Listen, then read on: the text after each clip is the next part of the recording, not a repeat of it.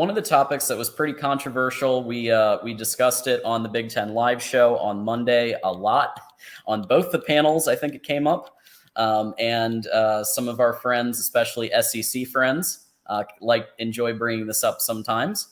Blue chip ratio. And 247 Sports has released their 2023 blue chip ratios. And it's going to surprise some folks who thought Michigan would be under 50, that Michigan's actually at 54% blue chip ratio. So not super shabby. And I'll mention this real quick.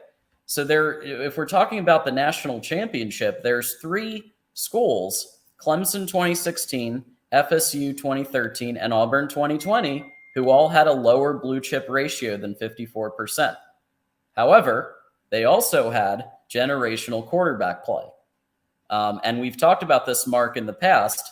I think specifically the Clemson example as one to really look at, because they didn't have 5 stars running all over the field, but they had an amazing quarterback.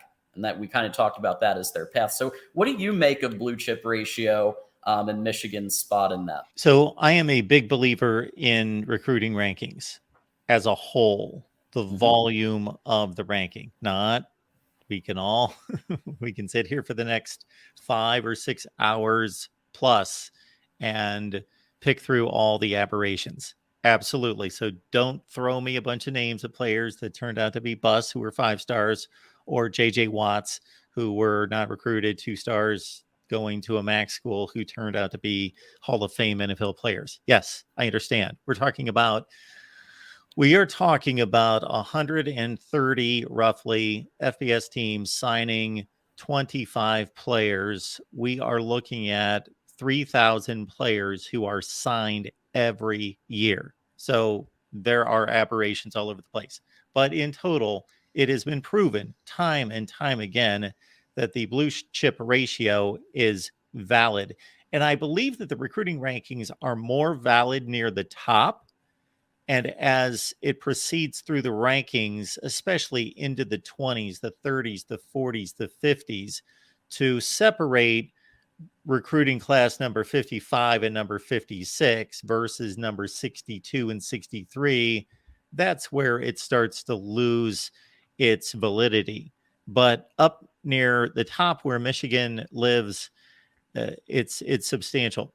The one thing I would point to, and you mentioned this off the top, were the quarterbacks involved in those national championship teams that had compromised blue chip ratios. Obviously still extremely talented teams, but not at the level that the other national championship teams were. And I do think that if they wanted to take, and this would be difficult to do, but if they wanted to take a more precise step in that direction, they would give some type of value to the quarterback position that they don't to the other positions. It is the most important position. And I don't know if that's worth a player and a quarter or what you would do.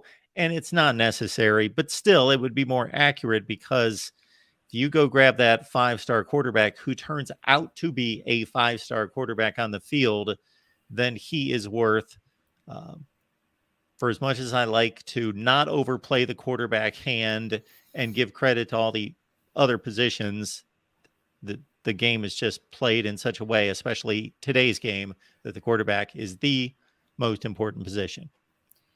Yeah, and no one can argue that there aren't exceptions. I mean, but if you look at the talent, that like the Michigan breakout players, who hasn't been? JJ McCarthy, 5-star. Donovan Edwards, 4 or 5-star, right? Will Johnson, 5-star. And yeah, 4 stars have been of the backbone of Harbaugh too. I will mention on the flip side, I looked at the blue chip ratios for 2022, and some of them are exactly what you would expect to be the highest. Alabama, Ohio State, and Georgia are the top 3. But then you get into Oklahoma, 71%, Texas A&M, 70%, Texas, 68%. You have Florida in there at 60%, and you have Miami at 55% and Auburn at 54%. Almost all of them, really, you're looking at a 5 or 6 win situation.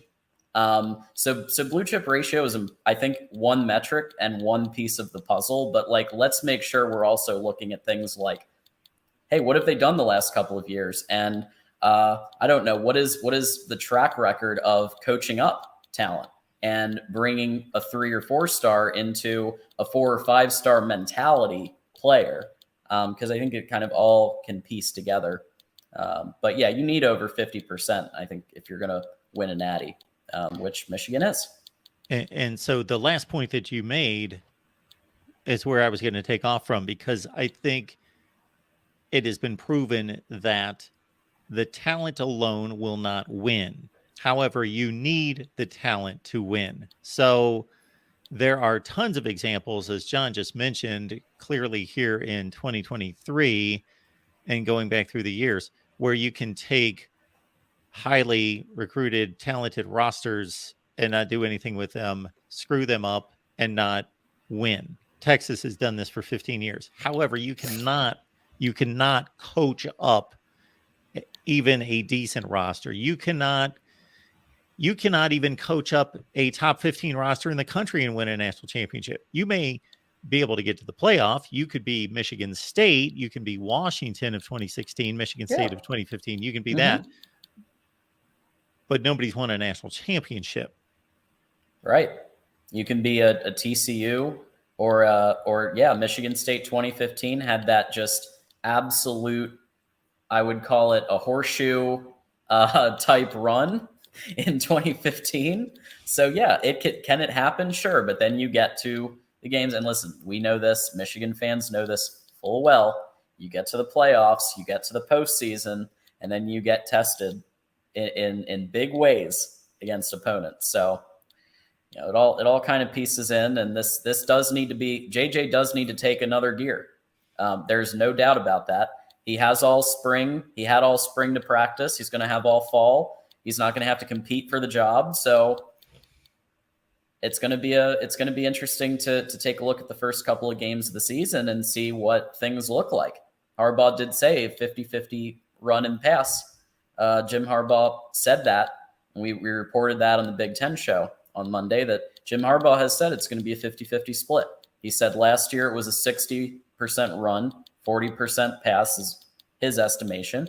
And he said just the other day, 50-50 this year. So even Harbaugh is saying now, okay, look for some more balance. So we'll stay tuned. Stay tuned, folks. Don't forget to shop Voice of College Football merch store. That's right. We do have Father's Day coming up. 4th of July is coming up. And on this store, our friend Joey Foster puts together all kinds of products that you can check out, including mugs and aprons for your grilling. You know, if you're going grilling, you can get the Voice of College Football embroidered apron. So it just continues to grow. And we do, of course, have a Michigan section. So get yourself some merch. And when you do that, not only do you get gifts for everybody, but you support the Voice of College Football. You support Mark. Why not? John, I forget to thank you, because you do a better job of keeping everyone up to date on everything that we have available here with the Amazon link, with the merch store, and everything that we've got going than I do.